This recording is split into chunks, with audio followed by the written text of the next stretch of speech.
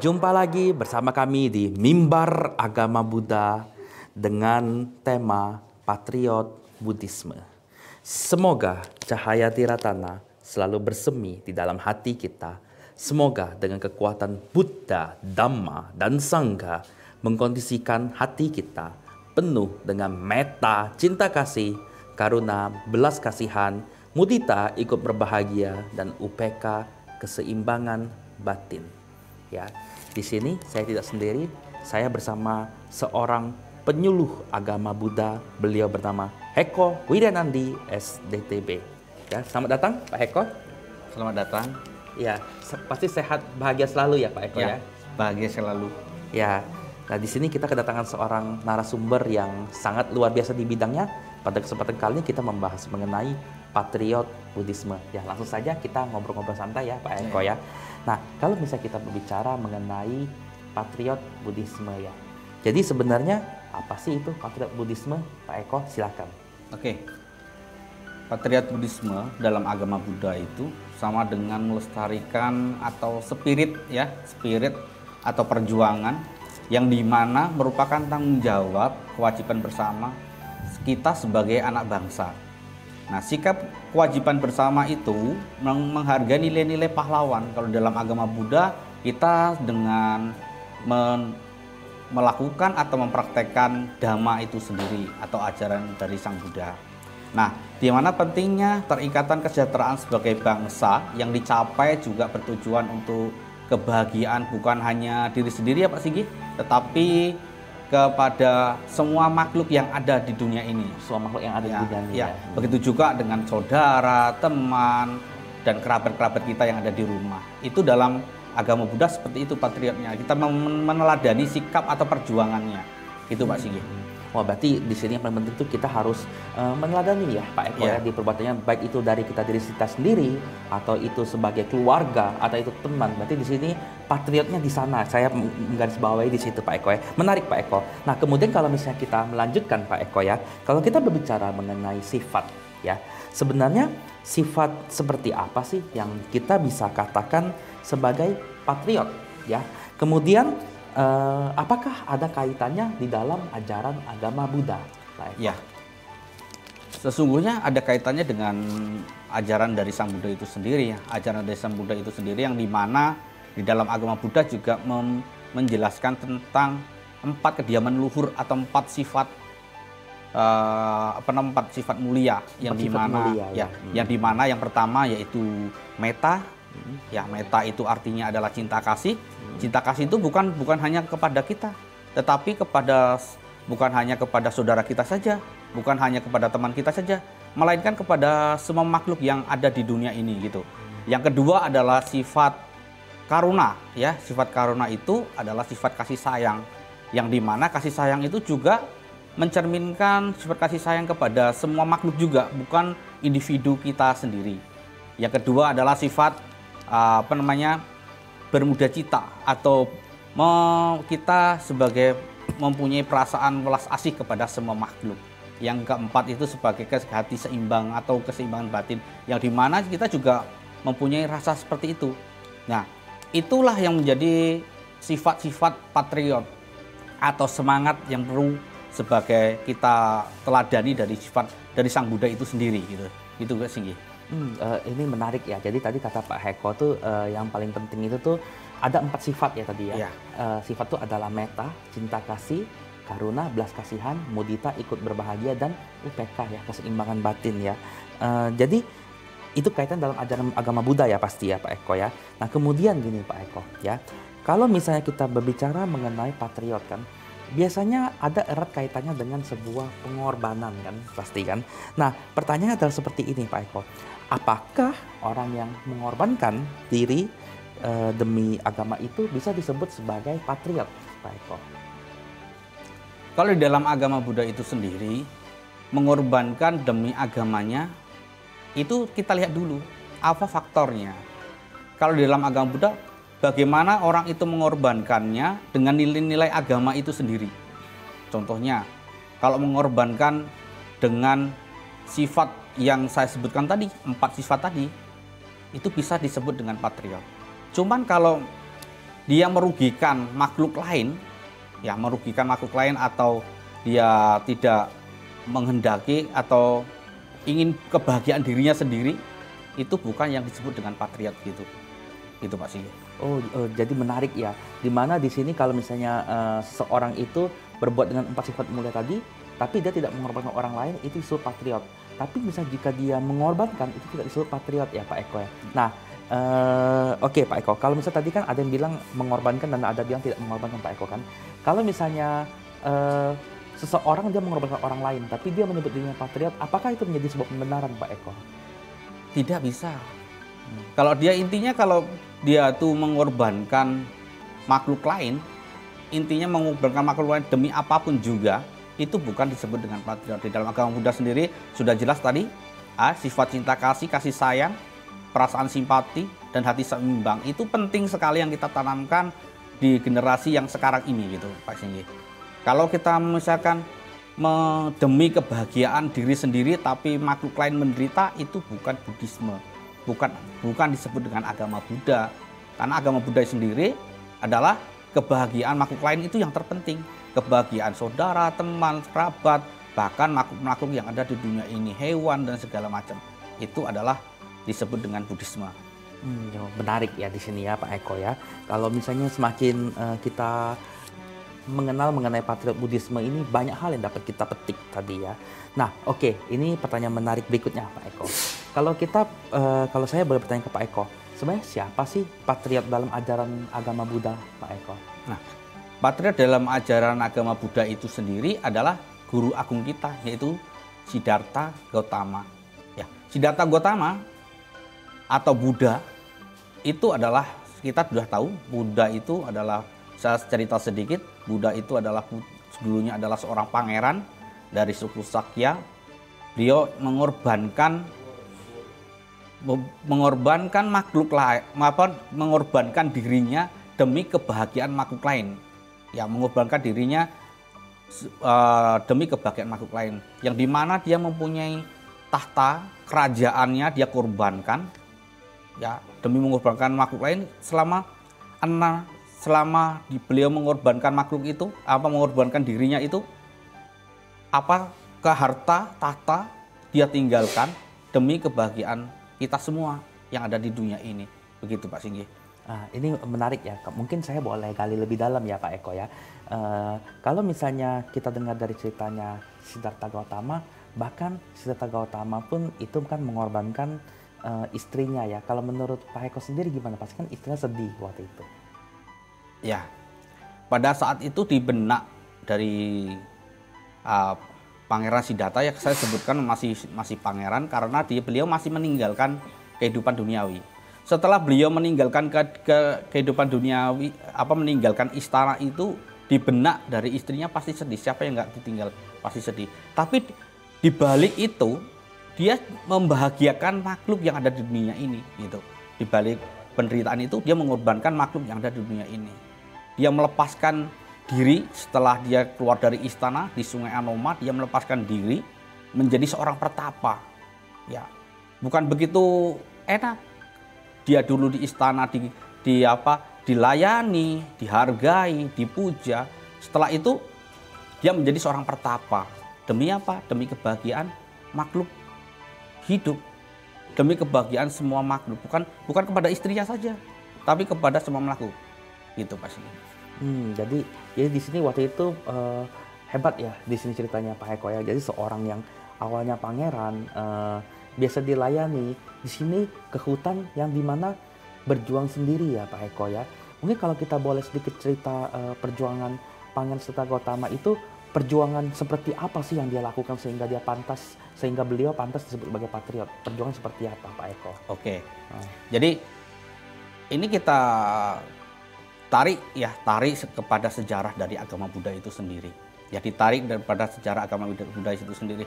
Setelah beliau melepaskan kehidupan duniawi, ingin menjadi seorang pertapa, dia mempunyai tekad yang disebut dengan bodhisattva. Tingkat bodhisattva itulah yang cikal bakal menemani beliau. Semangatnya beliau itulah. Dan akhirnya beliau bertapa di hutan Urwela selama 6 tahun sengsara. Beliau bertapa di situ sampai kulit dan daging menjadi satu. Kalau kulit jadi daging menjadi satu berarti kurus ya Pak Singgih ya. Jadi kurus ya. Jadi beliau hingga pada saat itu tidak kuat lagi gitu. Setelah beliau melepaskan itu semuanya, dia teringat dengan makhluk kebahagiaan makhluk tadi, beliau menjadi bugar kembali berkat dari seorang yang bernama Sujata memberikan sedikit susu pada beliau dan beliau menjadi semangat. Dan akhirnya beliau melepaskan nafsu keinginannya dan menjadi seorang Buddha. Nah, pada saat ini kita hanya bisa apa? Kita bukan mencapai itu, tapi meneladani sifat-sifat semangat beliau. Ya, kita hanya bisa melestarikan, menjunjung tinggi nilai-nilai perjuangan. Ya, nilai-nilai perjuangan yang ada di Pangeran Siddhartha menjadi Buddha, begitu.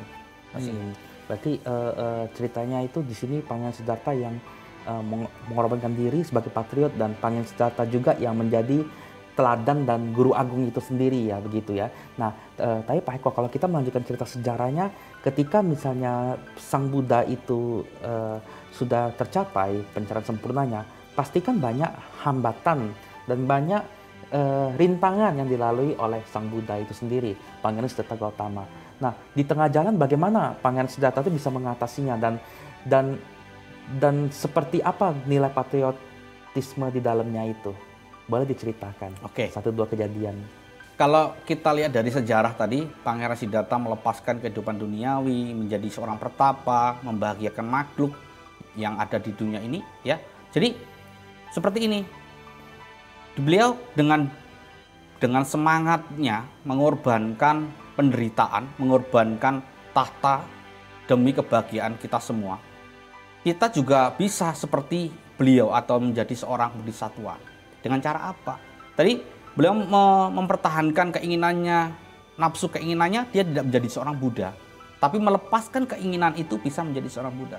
Berarti apa jadinya kita meneladaninya? Dengan sifat tadi, kita menghilangkan nafsu-nafsu keinginan. Misalkan nih, kalau kita makan ya cukup dengan lauk seadanya. Berarti tidak menghumbar nafsu keinginan. Ya, kalau kita mempunyai harta kekayaan ya dipakai seadanya. Kita mempunyai minuman ya minum seadanya. Berarti tidak menghambur-hamburkan materi yang kita punya begitu. Setelah itu perjuangan apa lagi yang harus tingkat kesabaran. Jadi manusia pada saat ini nggak mempunyai kesabaran. Yang diinginkan hanya nafsu-nafsu yang ada di dalam ini. Oh, tetangganya pengen punya rumah bagus, kita mau bikin rumah bagus. Padahal kita nggak kuat untuk kalau diibaratkan seperti gini, kalau kita kuatnya membawa hanya 1 kilo barang, ya kita bawa 1 kilo barang. Jangan bawa 4 atau 5 kilo barang. Berarti apa yang kalau misalkan seperti itu? Kalau 1 kilo barang kita bawa masih kita kuat. Kalau 2 sampai 3 kilo barang kita nggak kuat, apa timbulnya? Penderitaan timbulnya. Nah, seperti itu. Berarti Sang Buddha sendiri menghilangkan penderitaan demi kebahagiaan makhluk lain, kan begitu istilahnya seperti itu. Jadi kita meneladaninya ya kita menghilangkan suatu nafsu keinginan itu demi apa? Kebahagiaan terutama diri kita sendiri dulu. Baru kita kepada semua makhluk, kan gitu. Kalau jelas Sang Buddha tadi mengorbankan dirinya untuk kebahagiaan makhluk lain. Nah, seperti itu, Pak Singgih. Wah, ini menarik ya Pak Eko ya, dan sangat dalam sekali yang Pak Eko sharing ke kita. Bahwa sangat penting bagi kita tuh untuk menghilangkan nafsu kita sendiri dulu sebelum kita membantu orang lain ya.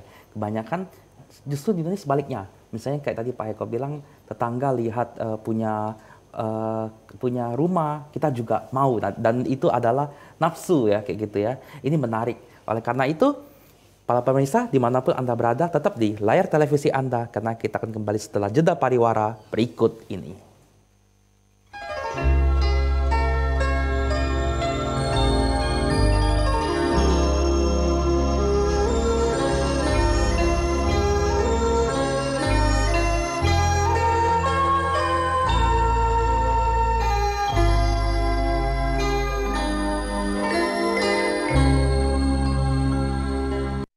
Berjumpa lagi bersama kami di dalam Mimbar Agama Buddha dengan tema Patriot Buddhisme. Ya, menarik ya Pak Eko. Tadi kita sudah berbicara mengenai teladan Sang Buddha sebagai patriotisme ya.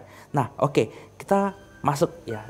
Sekarang kita masuk mengenai Bimas Buddha karena tadi Pak Eko ini sebagai salah satu perwakilan dari Bimas Buddha juga. Nah, kalau kita berbicara mengenai Bimas Buddha Pak Eko, apa sih sebenarnya peran Bimas Buddha itu dalam memajukan kepatriotan Buddhisme? Oke, kalau di samping dalam Bimas Buddha itu sendiri, saya sebagai penyuluh ya. Jadi di mana Bimas Buddha itu mengayomi masyarakat, apapun keluhan dari masyarakat kita berkaitan dengan agama Buddha, kita akan datang, kita akan carikan solusi yang terbaik begitu. Ya, di mana kita menghimbau kepada seluruh umat Buddha yang ada, kita harus mempunyai sifat patriotisme tadi, patriot, yang dimana kita harus mempunyai yang pertama adalah toleransi. Yang dimana apa toleransi? Berarti toleransi antar umat beragama, saling menghargai, saling mempercayai kepada tetangganya.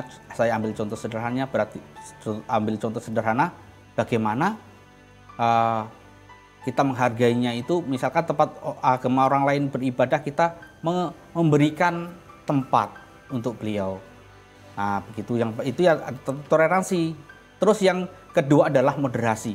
Itu yang menjadi pokok utama dari Kementerian Agama atau Bimas Buddha itu sendiri adalah moderasi. Yang dimana moderasi itu apa? Yang tadi saling menghargai, saling toleransi apapun itu.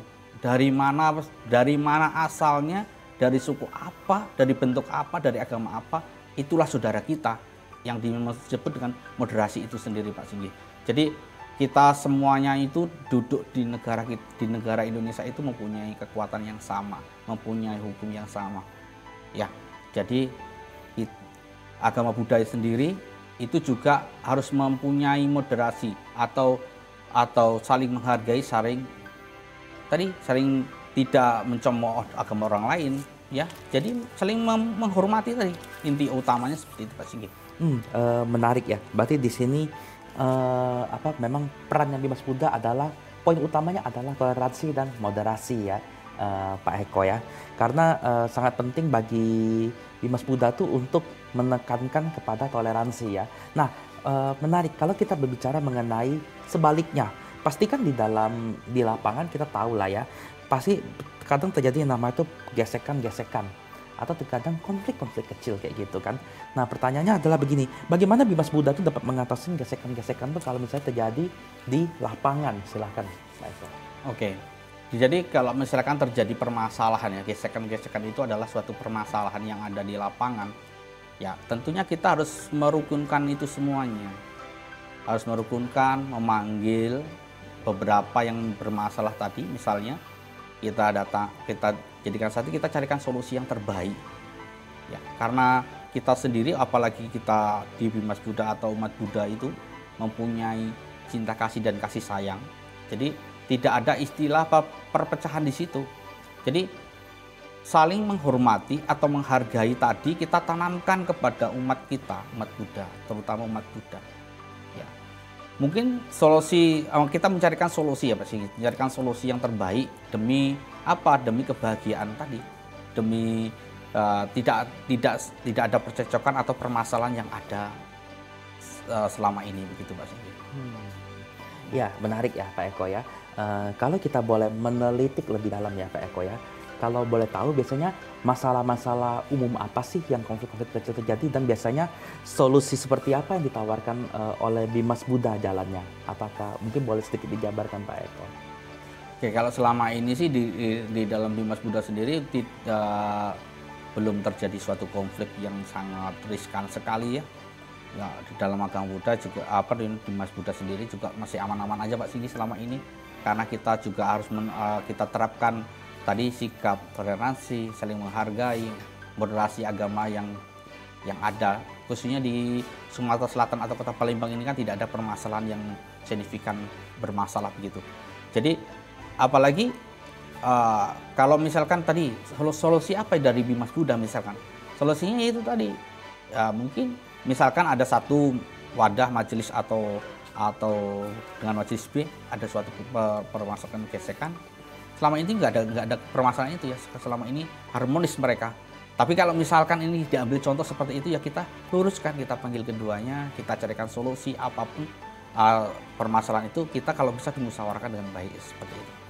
Menarik. Berarti di sini Bimas Buddha mempertemukan antara yang A sama yang B. Berarti di sini terjadi yang namanya komunikasi berarti ya. Nah, apakah biasanya permasalahan ini muncul gara-gara sering salah paham atau sering miskomunikasi, Pak Eko? Ya, kalau permasalahan itu rata-rata ya miskomunikasi, kesalahpahaman itu. Tetapi kalau untuk selama ini tidak ada permasalahan itu terjadi ya Pak Sigi. Semua yang untuk Bimas Buddha aman, harmonis semua, tanpa terkendala. Mereka saling mendukung dengan satu dengan yang lainnya. Begitu juga dengan majelis-majelis yang lain juga saling mendukung program-program kita yang ada di Bimas Buddha itu sendiri. Tidak ada satu permasalahan atau yang ada begitu. Meskipun ada permasalahan ya kita selesaikan secara kekeluargaan gitu Pak Sigi. Oke, berarti sesuai dengan slogannya taat, rukun, dan harmonis ya, nah, gitu ya, Pak itu, Eko ya. Oke, menarik Pak Eko. Oke, kemudian begini Pak Eko. Nah, kalau misalnya begini, kalau kita berbicara sedikit lagi mengenai patriotisme, apakah patriot ini menjunjung pada keadilan yang menyebabkan kebahagiaan? Jika iya, kenapa masih ada yang bertikai, Pak Eko? Ya, jadi tentunya patriot itu juga menjunjung tinggi nilai-nilai tadi. Karena kenapa ada pertikaian? Sekarang pertikaian itu terjadi karena apa sih?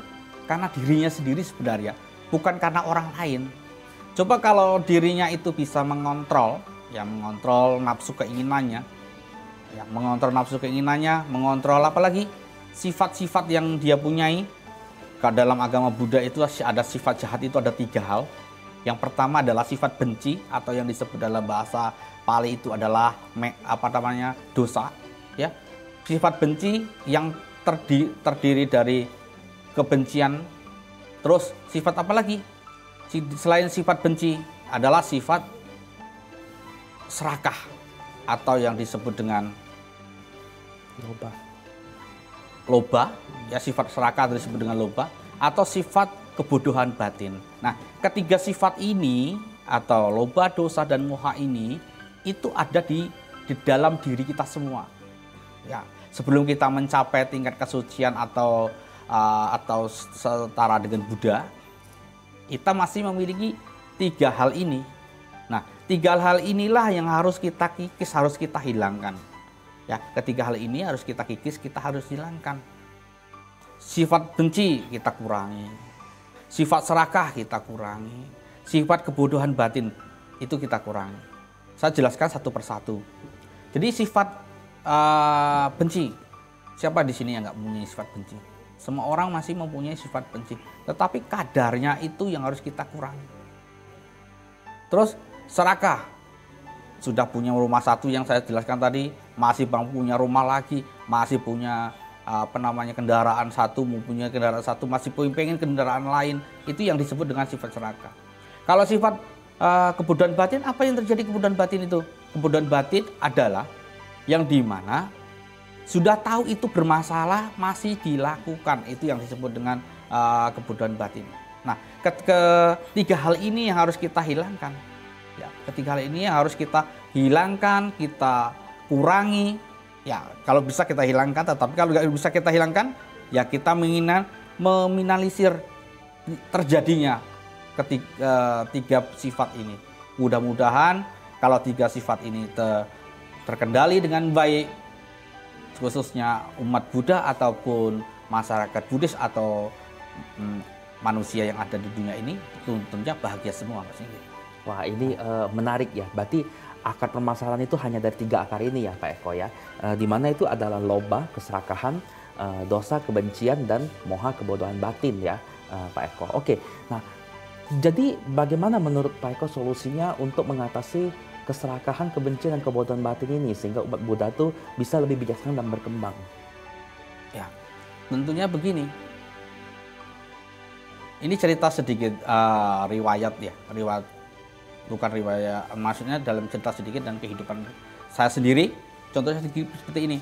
Kalau dari dini itu dari kecil diajak orang tuanya datang ke wihara, di sana dia belajar untuk saling menghargai orang, saling menghormati orang lain. Mudah-mudahan nanti kelak dewasa beliau bisa menghargai, bisa menghormati orang lain.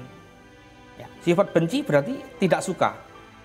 Kalau kita kombinasikan dalam kehidupan sehari-hari, kita harus apa? Ajarkan si anak tadi sifat apa? Cinta kasih. Kalau saling menghargai, saling menghormati, secara otomatis benci hilang.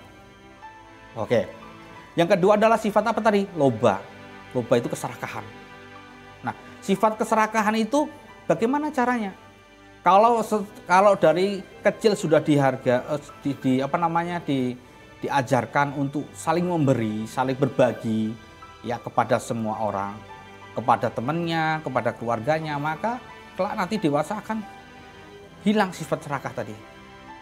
Yang ketiga adalah sifat moh atau keserakahan, Nah, sifat apa namanya?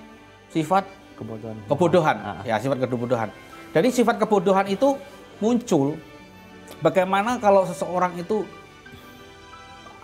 diibaratkan ada sebuah lubang, orang itu sudah terjatuh di lubang itu, masih tetap dijalani lagi gitu. Kalau dia diajarkan dengan hal yang baik, dia akan ke arah yang baik.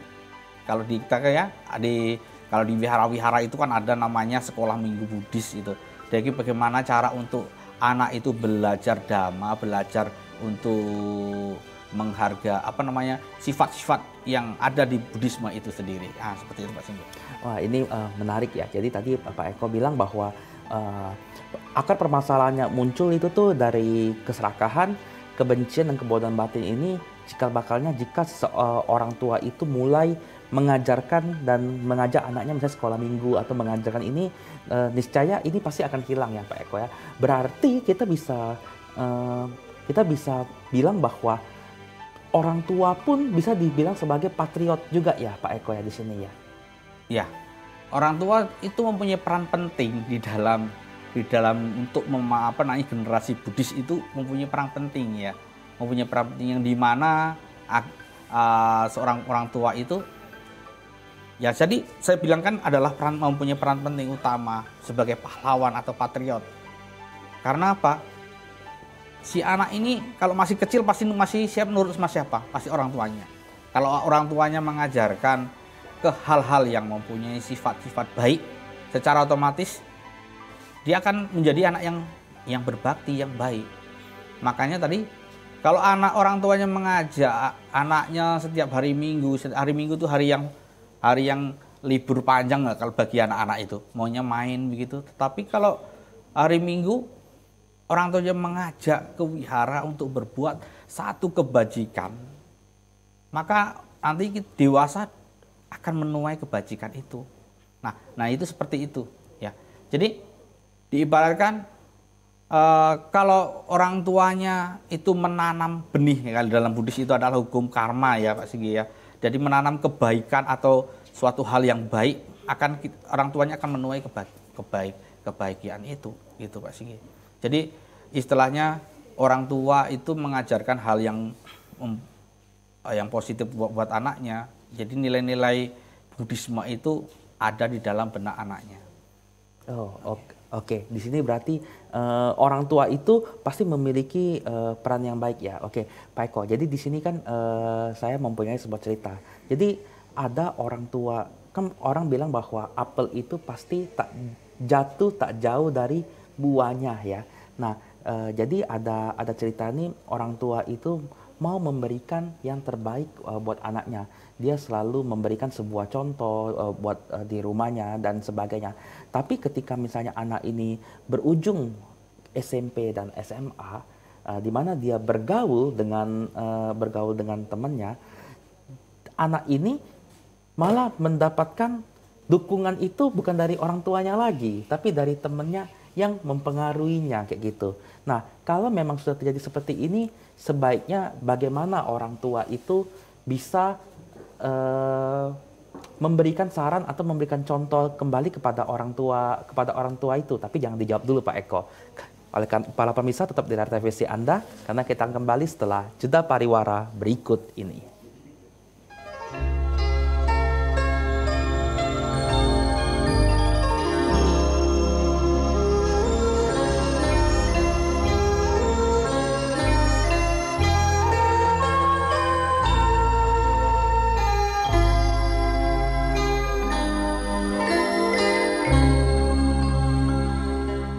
Masih bersama kami di Mimbar Agama Buddha dengan tema Patriot Buddhisme. Ya tadi Pak Eko ya, kita bahwa tadi yang seperti tadi saya bilang bahwa buah jatuh tak jauh dari pohonnya. Nah tetapi jika misalnya sudah sang orang tua memberikan edukasi kepada anaknya terus-menerus dan anaknya menurutinya, tapi di tengah jalan ini sepertinya itu kayaknya anak ini mulai tanda kutip tuh agak sedikit menyimpang, misalnya dia misalnya anak-anak ini misalnya dia mengikuti temennya kayak gitu tuh, dan terkadang itu anak bisa bilang kayak orang tuanya cerewet karena menasihatinya terus. Nah, bagaimana sebaiknya langkah peran orang tua untuk bisa mengedukasi anak ini, Pak Eko? Oke, di dalam kitab suci agama Buddha ya, di Tripitaka itu sendiri ya, di sutta yaitu sutta berkah utama, yang berkah utama atau juga ada di Sigaluda Sutta, ada peran orang tua, pentingnya orang tua untuk mengedukasi, mengajak untuk anaknya, itu sangat penting sekali. Yang dimana terkadang anaknya pertama kecilnya masih baik-baik, setelah itu yang disebut dengan kenakalan remaja ya Pak Singgi, yang Pak Singgi jelaskan tadi ya.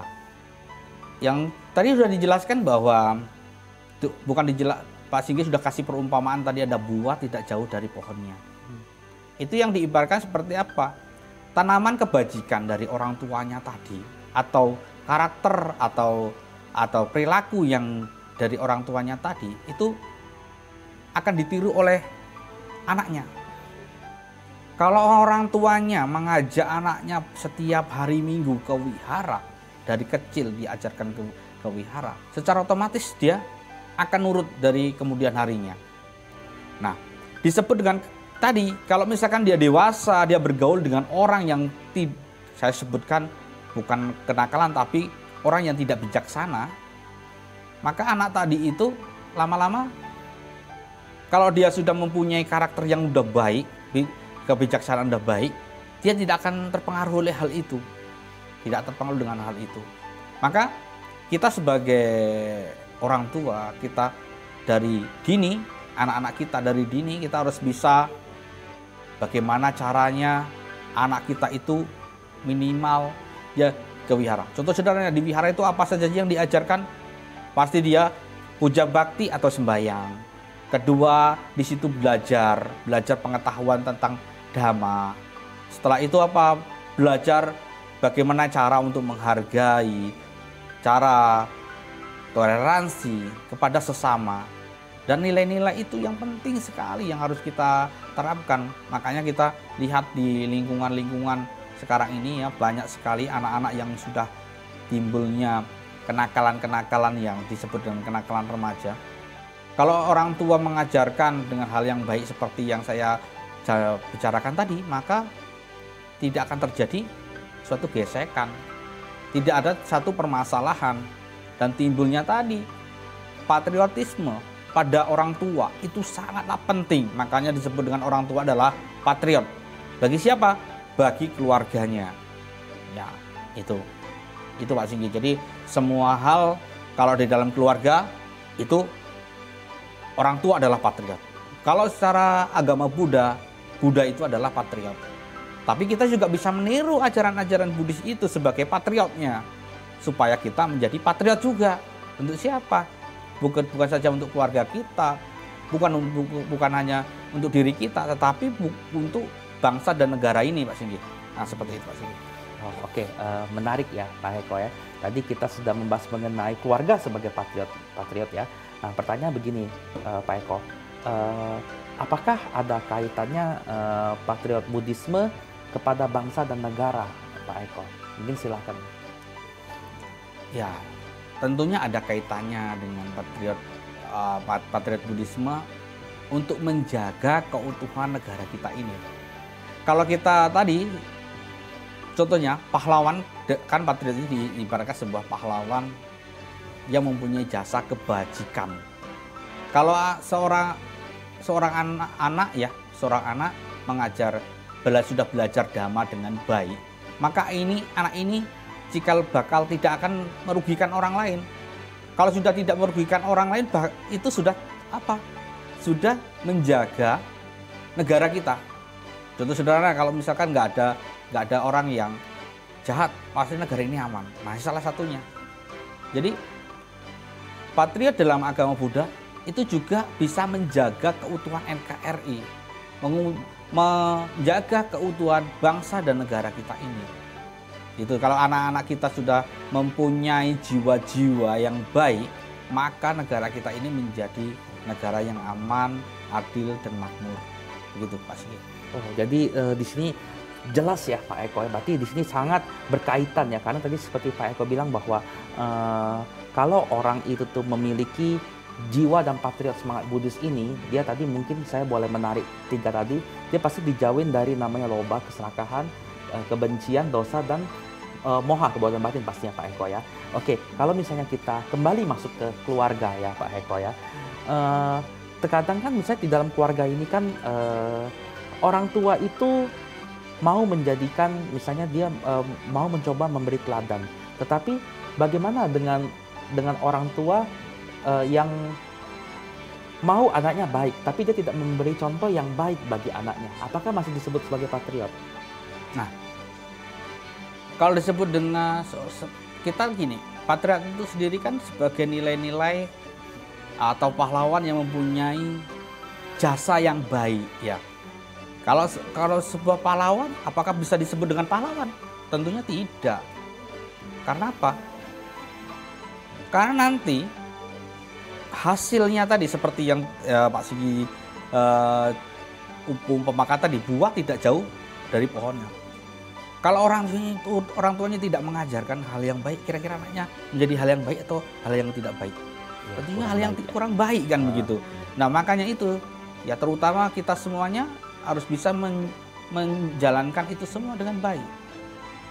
Ya.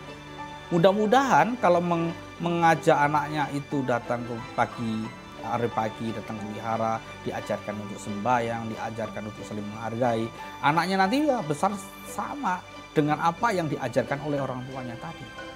Itulah menjadi patriot, menjadi pahlawan, ya, menjadi pahlawan bagi keluarga, bagi keluarga, tentunya juga bagi bangsa. Karena apa? Anak ini akan menjadi dasar kelak negara ini. Jadi apa? Generasi Buddhis itu menjadi juga ikut serta untuk menjaga yang negara ini. Nah, seperti itu Pak Sigit. Oh, menarik ya Pak Eko ya. Jadi tadi kalau kita bicara mengenai soal keluarga Pak Eko ya. Oke, baik Pak Eko. Kalau misalnya kita lanjut, kalau misalnya kita berbicara patriot Buddhisme ke arah pertemanan atau kalyanamita, seperti apakah disebut patriot Buddhisme jika di kalangan teman-teman atau kalyanamita Pak Eko? Oke. Jadi di dalam agama Buddha itu ada 2 macam sahabat. Nah, saya jelaskan dulu. Jadi ada 2 macam sahabat, yang dimana sahabat baik dan sahabat yang tidak baik. Sahabat baik disebut kalyanamita, sahabat tidak baik itu disebut akalyanamita. Nah, sahabat yang baik itu pasti mengajarkan atau menganjurkan temannya untuk berbuat kebajikan. Sahabat yang tidak baik atau akalyanamita tadi itu mengarahkan atau mengajak ke hal-hal yang tidak baik. Mudah-mudahan kedua hal ini tentunya kita harus, kalau sebagai ini kita sebagai umat Buddha, kita pasti pilih sahabat yang baik, kalyanamita. Ya, kalyanamita misalkan nih ada 2 hal sahabat tadi. Yang satu mengajak pergi, misalkan kalau anak itu bolos sekolah misalkan. Yang satu mengajak harus belajar di sekolah, misalkan ini saya ibaratkan di sekolah. Ya, seperti itu. Nah, tapi anak ini kalau sudah terkondisi hal yang baik, tidak akan terpengaruh dengan hal yang tidak baik tadi gitu loh. Makanya pergaulan itu sangat menentukan sekali. Atau kondisi sila dalam agama Buddha itu ya silanya yang baik, moralnya yang baik. Kalau sudah moralnya, silanya, etikanya baik dan terkondisi hal yang baik, mudah-mudahan hal yang jahat tadi tidak mau dia lakukan gitu. Meskipun sahabatnya yang tidak baik ya masa bodoh mereka. Ya terutama kita tidak. Nah, seperti itu. Kalau anak itu sudah mempunyai jiwa yang baik. Kecuali kalau anak itu belum tadi nilai-nilai kebaikan tadi belum muncul dalam dirinya, orang tuanya tidak pernah mengajak ke wihara, tidak mengajarkan saling menghargai, tidak mengajarkan saling toleransi, maka ya anaknya nggak tahu kemana arahnya. Mungkin terjerumus dalam hal-hal yang tidak baik tadi. Tapi kalau orang tuanya tadi mengajarkan hal yang baik, dia akan menjadi baik gitu. Ini menarik ya Pak Eko ya. Tadi Pak Eko sempat bilang bahwa sangat penting bagi kita mengetahui teman itu jika kita melihat silanya. Mungkin para pemirsa tidak tahu apa itu sila. Mungkin Pak Eko boleh jabarkan sila Buddhisme itu seperti apa. Jadi bukan 5 Pancasila, tapi ini adalah sila dari Buddhisme dan ada 5. Silakan Pak Eko. Oke, sila. Saya katakan bahwa sila itu adalah etika atau perilaku, ya. Etika atau perilaku yang kita lakukan itu disebut dengan sila. Tentunya kalau dalam agama Buddha itu ada 5 sila ya, ada 5 sila. Atau sila itu disebut dengan aturan deh, disebut dengan aturan. Kalau diibaratkan sebuah rumah itu sila itu sebagai pondasi, awal panjatan. Etika itu kan awal panjatan kita untuk mencapai hal yang baik, gitu. Nah, jadi saya katakan tadi ada 5 yaitu yang pertama asusilah tidak boleh membunuh, yang kedua adalah tidak boleh mencuri, yang ketiga adalah tidak boleh asusila, yang ketiga tidak boleh berbohong, yang kelima tidak boleh makanan atau minuman yang dapat melemahkan kesadaran.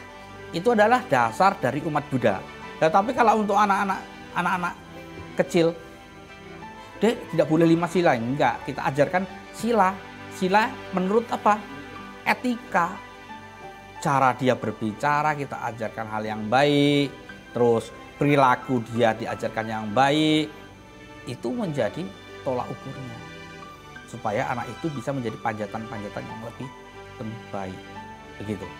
Wah, ini menarik ya dari para pemirsa saya. Jadi sangat penting untuk menjaga sila tadi, tidak membunuh ya Pak Eko ya, tidak mencuri, tidak di sini tidak berzina, tidak berbohong, dan tidak melakukan makanan dan minuman menyebabkan lemahnya kesadaran ya. Nah, oke ya Pak Eko ya. Kita kan tadi kan Pak Eko kan bilang kan fondasi kan. Nah, bagaimana kalau misalnya ini ada yang ya misalnya kayak umat Buddha bilang, Pak Eko, saya nggak usah jalani 5-5-nya. Ya 3 lah atau 4 ya lumayan lah kayak gitu. Kan biasanya orang kan suka nego-nego ya kayak gitu ya. Gimana menurut Pak Eko di sini? Kalau untuk taraf pembelajaran, kalau di dalam agama Buddha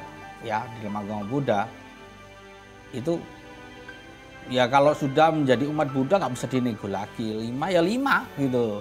Tapi kalau untuk tahap pembelajaran, saya belum bisa yang satunya, saya mau cuma bisa melakukan ini dulu, ya nanti bergerak ke arah yang baik, bukan di situ, down di situ aja begitu. Itulah diibaratkan sebagai pondasi utama umat Buddha. Ya. Sama dengan yang pada pembahasan yang pada hari ini gitu. Jadi patriot itu adalah pahlawan. Ya. Kita meneladani sifat dari pahlawan itu gitu. Meneladani sifat dari pahlawan itu. Kalau pahlawan Buddhisme, patriot Buddhisme, ya kita meneladani sifat dari Sang Buddha itu gitu. Melalui sifat Sang Buddha itu. Bukan saja belajar teori ya, tetapi kita juga bisa mempraktekkan dhamma ke dalam kehidupan sehari-hari. Berarti kita sudah tadi 5 sila kita misalnya 3 dulu. Nanti bulan depan saya akan jalankan yang ini deh gitu.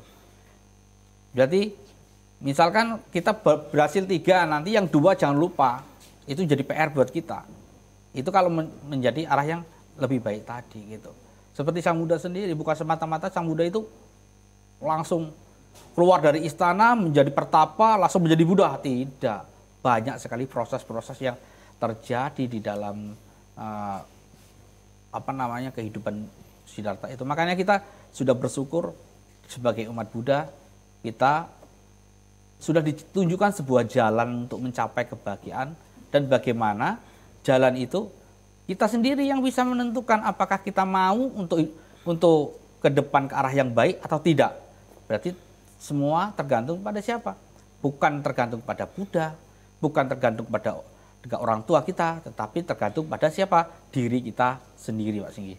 Nah, menarik ya Pak Eko. Jadi di sini memang bergantung kepada diri kita sendiri Pak Eko ya. Nah, jadi kan tadi kan Pak Eko bilang bahwa kalau kita kembali menelaah sifat-sifat Sang Buddha. Sifat Sang Buddha di sini kan tadi ada 4 ya. Kalau saya boleh mengulangi lagi, ada metta, cinta kasih, karuna, belas kasihan, mudita, ikut berbahagia, dan upeka, keseimbangan batin tadi ya. Nah, apakah ini benar-benar memiliki keterkaitan pada saat kita berteman? Tadi kan Pak Eko juga sudah bilang bahwa pertemanan yang baik disebut sebagai kalyanamitta dan pertemanan tidak baik disebut akalyanamitta. Nah, sekarang saya mau tanya sebaliknya. Bagaimanakah ciri-ciri dan sifat-sifat teman yang bisa dibilang kalyanamitta ini teman yang tidak baik tadi? Tapi jangan dijawab dulu Pak Eko. Tentunya para pemirsa pun pasti penasaran karena kita akan kembali setelah jeda pariwara berikut ini.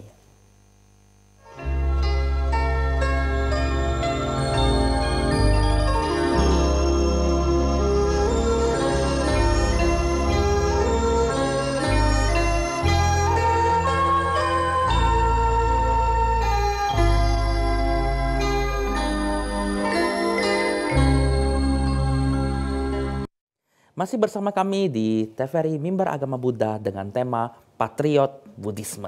Ya tadi Pak Eko ya, mungkin saya boleh mengulangi pertanyaannya tadi Pak Eko, biar para pemirsa juga tahu. Tadi kita berbicara mengenai sifat mulai dari Sang Buddha, ada 4 tadi, metta cinta kasih, karuna belas kasihan, mudita ikut berbahagia, dan upeka keseimbangan batin. Nah, bagaimana ciri-ciri teman yang kalyanamitta, bukan pertemanan yang baik? Silakan Pak Eko. Ya, kita harus tahu bahwa ciri-ciri pertemanan yang tidak baik atau akalyanamitta yang tidak baik ya. Biasanya dia suka, teman yang tidak baik ini suka apa ya? Misalkan dia kalau kita punya sesuatu gitu, dia dekat dengan kita. Jadi dia datang ke kita itu ada maunya. Itu disebut teman yang tidak baik. Nanti kalau dikala kita nggak punya apa-apa, ya dia tinggalin aja, dia pergi aja. Jadi dia butuh, dia dekat sama kita. Kalau dia nggak butuh, dia nggak mau dekat sama kita. Itu banyak sekali permasalahan yang ada di masyarakat begitu. Datang, ada maunya aja dia datang ke rumah kita kasih sesuatu, nggak datang, kita nggak kasih sesuatu kan seperti itu. Jadi kita harus menjalankan dengan dhamma itu sendiri dengan baik gitu Pak. Oh menarik ini ya. Oke Pak Eko, mungkin boleh Pak Eko menyampaikan sebuah kesimpulan atau closing mengenai acara kita hari ini Patriot Buddhisme.